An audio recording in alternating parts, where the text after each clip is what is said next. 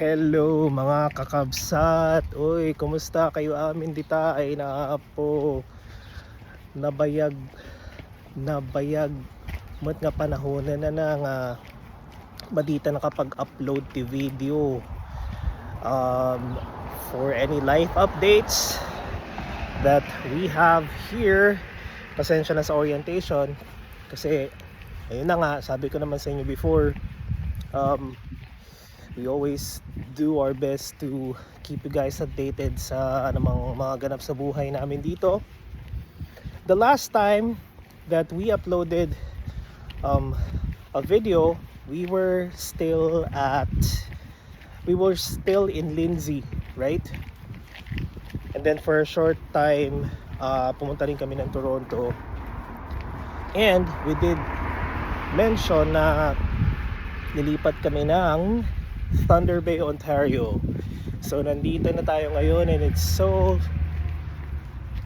summer is in full bloom indeed. Yes, kahapon ba yun or the other day, grabe yung init. It was up to 26 degrees, pero it feels like I think mga 38 degrees. Parang Pinas feels. Grabe, parang Pinas and Singapore feels. So ayun, nakikita nyo naman, outfit check, shorts lang tayo, and dry fit t-shirt. Yeah, I think I lost a bit of weight dahil sa ating current job. Yes,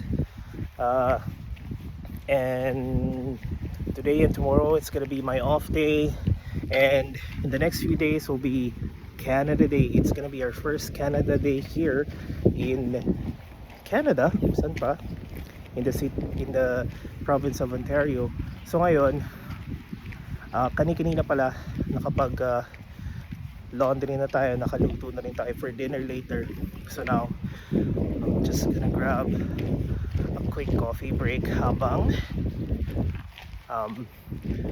nagpapasa tayo ulit ng mga applications. Yep, kailangan tuloy-tuloy lang ang laban sa buhay. Let's not settle for anything less. Let's keep on upgrading ourselves, and always think that we deserve something better for our future. So ayun, kita niyo yan, may squirrel. Ayun, hindi ko alam kung anyway.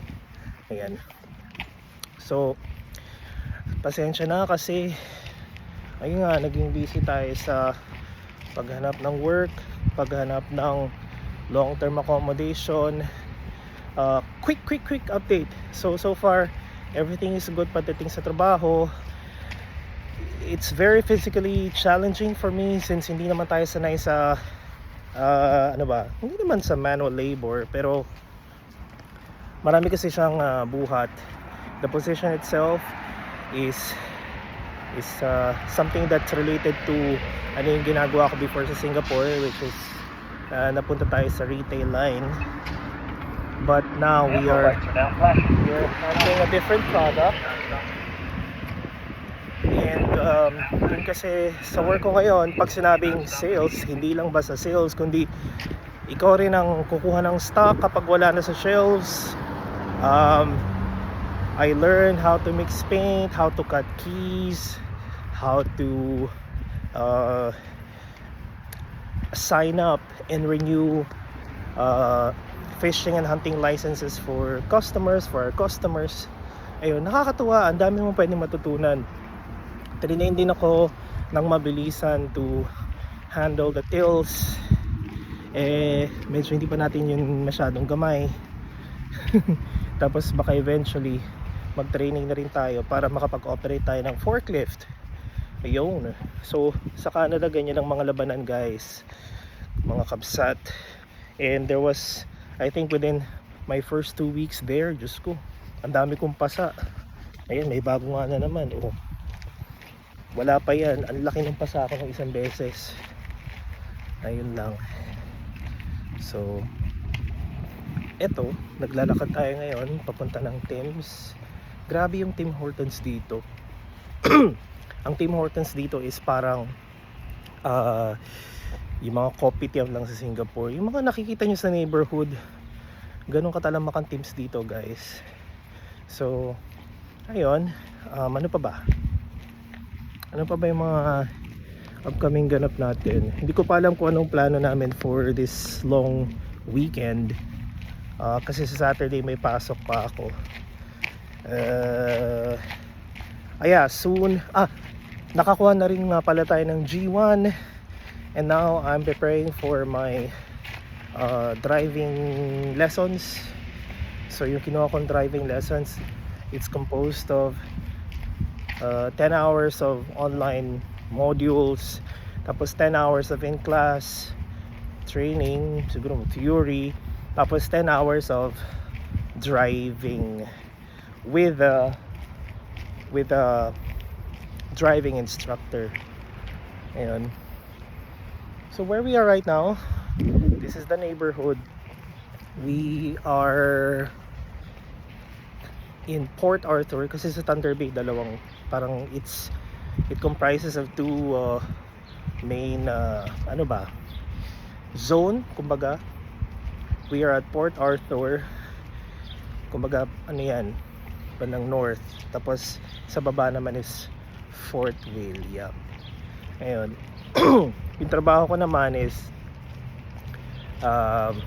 about 28 minutes bus ride away from our house. Okay lang naman. Although I think na-imagine ko pagdating ng winter, magiging challenging yung biyahe. Kaya naman nagpe-prepare na tayo for that. At nag-aaral na tayo mag-drive para makapag-drive tayo during winter time.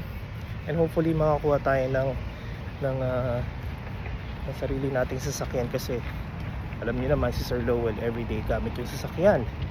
So malapit na tayo sa Thames. Actually nasa kabilang kalsada na lang siya. Ayan. So sasaglit lang tayo dyan, mga isang oras lang siguro, or maybe a bit more, a bit longer. Kasi magluluto pa pala ako ng kanin mamaya for dinner. Ayun. So update ko na lang kayo ulit. Until the next one guys, salamat. And again, we will do our best to update you with our daily life here in Thunder Bay. Kasi so far walang masyadong mga vlogs, o walang masyadong nag-vlog ng mga Pinoy dito sa Thunder Bay. So yun po yung ating goal, yung long term goal natin. Kasi sayang din naman po yung ating 19 subscribers na baka malamang yung nag-aantay ng update sa atin, ano. So yun lang for now. Keep in touch and send us any feedbacks or comments or any suggestions for any upcoming contents na pwede namin consider na gawin. Ayun. So sige po, agyaman tayo amin, ingat kayo palagi, be kind to one another. Bye bye.